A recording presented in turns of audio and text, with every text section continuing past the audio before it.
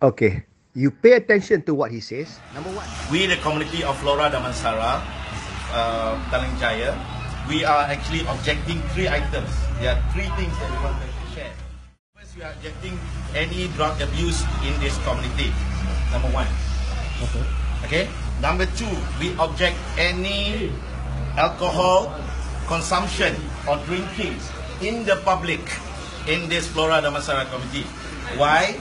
Because Flora Damansara is actually populated by majority Muslim population and Malay population, which is very disrespectful to the majority of the community over here. Number 3, we have a highly suspicious, we understand there's a highly suspicious activity on prostitution happening in Flora Damansara. In Flora Damansara, and we want this to be stopped. And last but not least, we urge especially all of you here to actually not to wear any bare clothes that actually will create some. And we love to be in peace, and we don't want you to be interrupted by wearing all these bearing shirts. Is it okay? Can you just inform your friends? Thank you very much. Thank you very much. Yes, yes.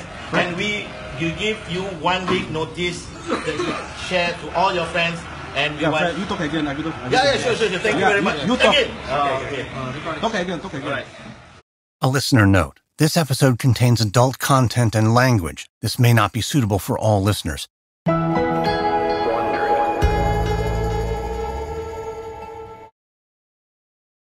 okay, you pay attention to what he says. Number 1, he says that, we don't want any drug abuse. Okay, fine.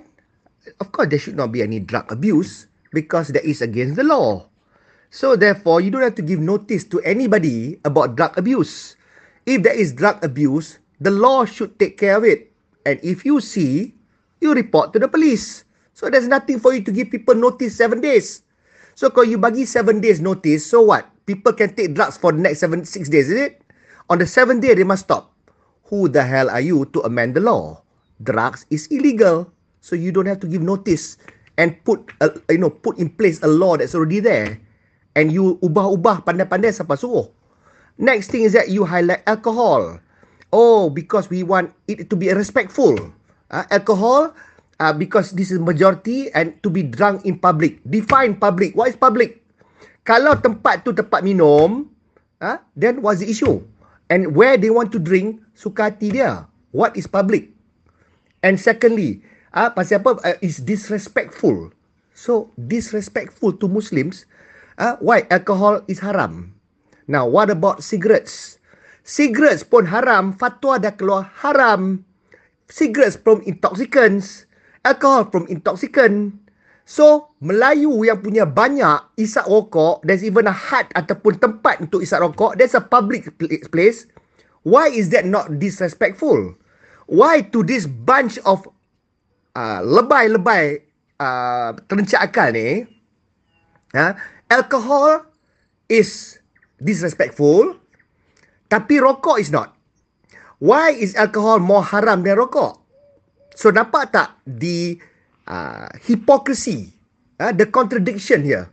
So, kalau you nak kata tak boleh alkohol, rokok pun sama lah.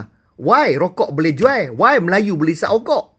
So, bila Melayu isap rokok, orang Islam isap rokok, isap benda perkara haram, yang tu tak disrespectful. Tetapi kalau orang non-Muslim minum alkohol, where bagi dia tak haram, yang tu disrespectful. So, nampak that kind of logic siapa hormat? Lepas tu, we're against prostitution. We suspect prostitution. You suspect, you report. So what? You expect everybody else to stop prostitution? Is it? That's not their job. They don't look for it. You tahu sangat pasal apa? Because you've been patronizing lah. You've been going to prostitutes. Itu yang I suspect. Okay? I bukan nak tuduh, tapi I suspect. Macam you tahu. Why you suspect ada prostitution, sedangkan orang lain kau tak perasan, people don't look for it. Kalau you jenis look for it, you have the eye for it, or your sources tell you, your sources probably patronize ataupun tahulah orang-orang yang buat bisnes ni. So, kalau you dah tahu, or you are patronizing, you report. But more likely, you are trying to berlapikkan of your next punya shore. Oh, jangan wear bare clothes yang menonjol. Hello, people can wear whatever they like. It's not against the law, and you don't implement your own law. They can wear whatever they want to wear. But if they wear something where they expose their boobs and their nipples, or you can see their genitals, benda tu tak senonoh, there are laws in place. You can report to the police. They will be hauled up by the police. They will be charged. There is already existing law. Jadi kalau you nak datang, nak buat impose your own law, and you nak bagi notice 1 week. Kalau aku jadi orang-orang tu, I will ask, if I don't comply, then what? What happens if I don't comply? What will you do? Will you whack me up to a pulp? Will you arrest me? Will you murder me or slaughter me chanting Allahu Akbar? Will you oust me from my place? Or what? Or you will spit at my face? Let me know. I want to know what's what. Because at the end of the day, every non-Muslim and Muslim, they live by the law in the country. There is a law in place. Okay? You nak buat you punya version of Syariah ke apa ke, then you go and find some land somewhere, own that land, invite whoever wants to come, who wants to comply, implement your law there, create your own government there if you can. You don't come around into our country and you want to do what you want to do and implement your laws. What if I now decide that, I want to create a new religion, and I call this religion detoxification, religion bersih. And this religion bersih is where I bagi notice 1 minggu pada semua lebay-lebay yang bigot, that you must leave the country or you will be incinerated. My religion, religion baru aku ni, where I cannot allow inappropriate human beings to inhabit this country. Okay? Now, that's religion I reka lah ni. I dapat wahyu, kalau katakanlah 70% manusia, rakyat Malaysia nak embrace this new religion. And this new religion, kita tak boleh tolerate bigot. Bigot kalau kena bakar hidup-hidup ataupun keluar country kita. Pilih. Bagi 7 days notice. Itu kepercayaan kita. Kena hormat. Because 70% ni, 70% agama bersih. Example. I'm giving a scenario. Can I impose that on the lebay-lebay? Can they leave this country? Boleh tak? So how does it feel like? Because just like you say, tak boleh inappropriate dressing. Kita mau kata tak boleh ada inappropriate punya perlakuan dan manusia dalam planet ni. So kalau you a bigot, you want to shove down the throats of others, your religious beliefs and your values. Likewise, we can also shove down your throat with our new ideology and so-called religion. Bersih punya religion, where you either will be incinerated ataupun kena tendang keluar. Pilih salah satu. So, boleh. What happens now kalau kita punya religion start shoving down each other's throat? How? If we are in numbers, we do that. How would you like it? So, simple as that lah. So, what I've done, number one, the first point is that, dia punya first point is trying to be rhetoric. Not against drugs. Drugs is already against the law. So, mengada-ngada nak create law yang dah ada. Lepas tu, alcohol. That exposes hypocrisy. Hypocrite dalam Quran is called munafik. Tahu tak? Hypocrite is munafik. Surah Al-Munafikun. Alkohol tak boleh, tapi rokok boleh. Dua-dua haram.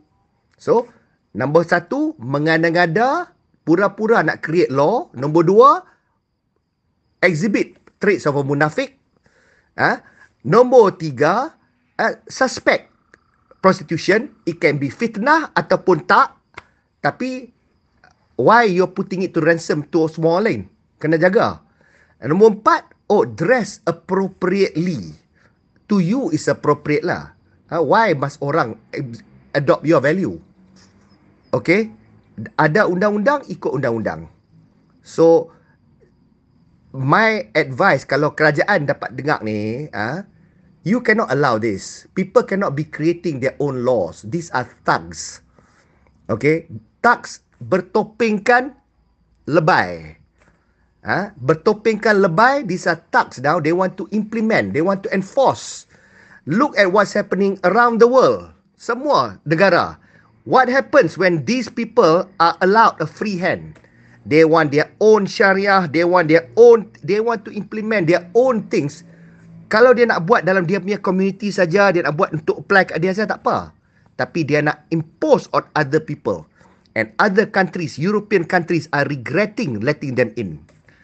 Now, you allow this and you go let this unchecked, you tak trace this person and get the police to haul up this person, there will be more. Banyak, ramai orang macam ni.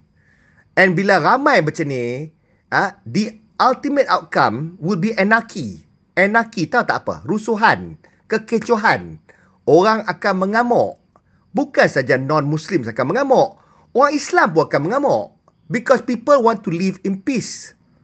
Tak tak? Orang nak live in peace. And tapi kalau you nak kacau orang, nak usik orang, nak impose you punya, agama masing-masing lah. Masing-masing punya agama, your own values. Nobody force you to look at whatever you don't want to look. Faham tak? Lain lah kalau orang tu buka dia punya boobs, expose, tunjuk kat muka you. Ataupun dia bogel depan you. There are laws to deal with this. Tapi kalau you yang sibuk nak pergi tengok, dan jangan marah kalau orang pakai macam mana ke. Faham tak? You yang nak tengok. So, I'm hoping government, please do something about it. You don't do something about this, you will see what will happen. Anarchy will be the outcome. Mark my words, do not say you will not warn.